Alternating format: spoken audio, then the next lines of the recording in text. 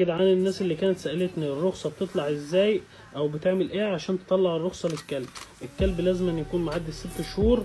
بتروح الوحدة البيطرية اللي انت تابع ليها او المحافظة بتاعتك تابعة ليها، تمام. بتروح تقول لهم انا عاوز اطعم الكلب تطعيمة السعار وارخصه، بس كده. لو انت مطعم الكلب تطعيمة السعار هتاخد التطعيم منهم عادي وهتاخد الرخصة، بس مش هتديله التطعيم غير ما يكون عدى عليه السنة، بس كده. بيدوك الكتاب ده. الكتاب ده بيبقى فيه اسم الكلب، تاريخ ميلاده، لونه، كل تفاصيل عن الكلب، ورقم بطاقتك بيبقى متسجل بيه باسمك بكل حاجة، حتى اللزقة بتاعة تطعيم السعار اللي اثبتها هنا عشان تاخد التطعيم، عشان الكلب يكون واخد التطعيم. وما بتمشيش بالدفتر، بتمشي بالرخصة. ولو في اي حاجة بتروح تجيب البطاقة دي عشان ايه؟ اثبات، بس كده. وسعرها بيختلف من كل وحدة بيطرية لبيطرية، تمام.